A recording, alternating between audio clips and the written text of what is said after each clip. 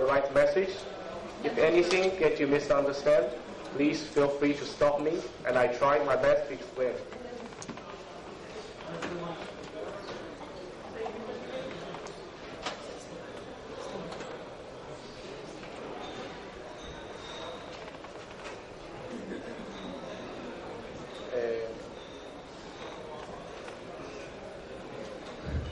I think it's not connected yet. Yeah?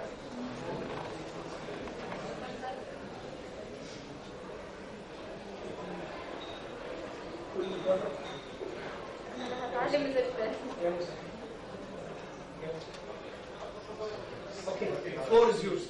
Let's move on. Not halas yet, yeah. So, what I'm trying to say is about, I'm not coming here to compare anyone or compare to any country. I'm here to say what we are really fighting for the gynecological cancer in China. And this presentation is written by Professor Fu Bo. He is also the number 416 Nuclear Industry Hospital. And unfortunately, he was stuck by the visa problem, so I'm here to continue this English translation, and also, hopefully, I can give a good impression about China. And hopefully not a very long time. No. To keep the basics. No. Okay. So firstly, gynecological cancer is including cervical cancer, and also this is obviously, and in China, this cervical cancer is the second next to breast cancer, and also the number here is approximately more than 130,000 people, and also the number of deaths is more than 30,000 in China.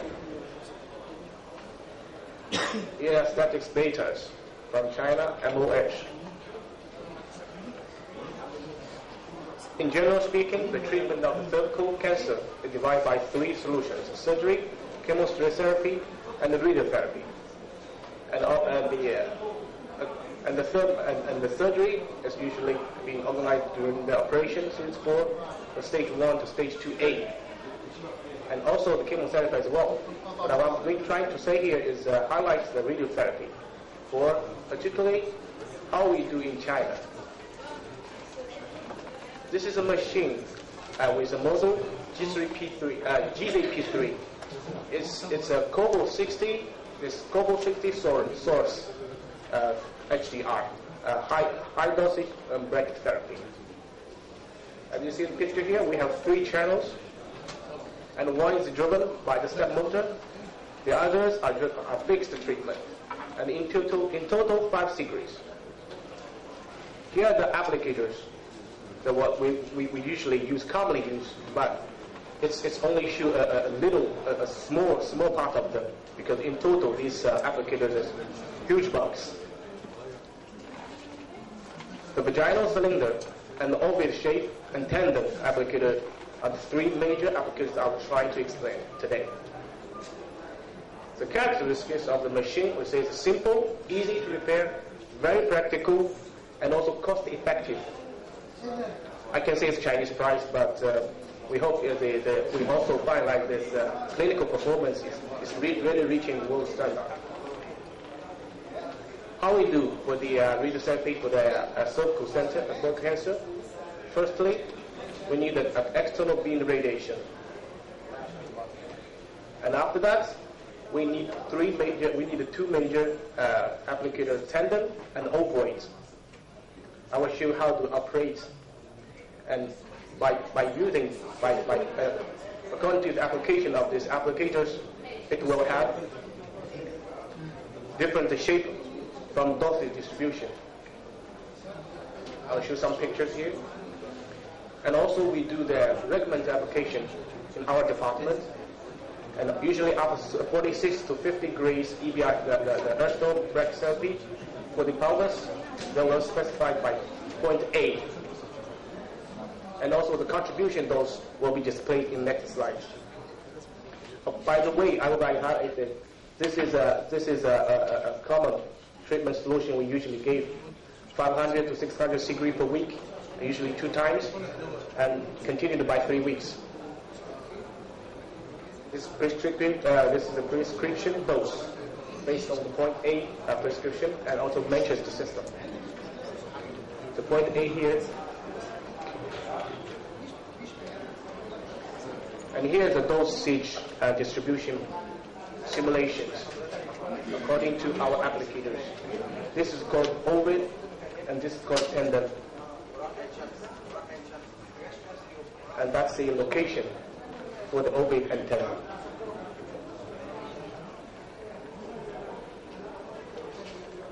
Here's an isodose distribution map, and you can see from the surface of the applicator is around 4,200 degrees, and also if you reach in 2 centimeters, it becomes 550 degrees. This is the typical shape, as we always say, it's a pear shape. How to operate? Firstly, we insert applicator, tendon one. As I said, this is how we applicate by the individual weight. Because if we only place the tendon one, it will be easy to operate and less pain and well tolerance, and especially suitable for patients of the vagina, elasticity bad and narrow. Of course, this is a clinical thing we need to be taken care of. Here's the orbit applicator process. Here's a pre-treatment before anything else for the first picture. And usually we take 50 degrees for the external brachytherapy. After that, you will see it becomes a little bit shrink, but still need more. For the you can notice this bulkulation here. And also we will proceed for the applicator for the HDR. So in total, you'll realize from the clinical analysis, as already we have the journals published in China, and maybe next time I can translate and provide for us to review. Here are also some clinical pictures from the CTs. How does it work, and from the clinical performance before and after. Okay, how about the cup brachytherapy after hysterectomy? Firstly, we need to understand, indicate positive margin and vaginal cup recurrence, and also to pre-therapy evaluation is also necessary. And here's the MRI shoot the vaginal cuff. From here, get some problem with the vaginal septum and vaginal stump. So how we proceed the next? Again, with a 45 to 50 degrees external beam. Then we will proceed for the brachytherapy with 300 to 350 degrees fraction, with 2 fractions per week, and 3 weeks in total. And make sure this is under Misuka 0.5 centimeters. And also the length of the vagina must be at least 3 centimeters. Here are cylinders for the applicator we use. Here's a picture for the treatment in process. By the way, you are having those lightly out there. Yeah, that's true. Any of the colleagues need to feel what is the thing in real. It is better. At least for the end of the session. I'm sorry. Thank you. Sure, no problem. Anyone there, you are welcome to serve. We have the applicators outside, and you can touch and you can feel how that's look and how we use it. And here's also some vaginal cuff recurrence clinical studies here.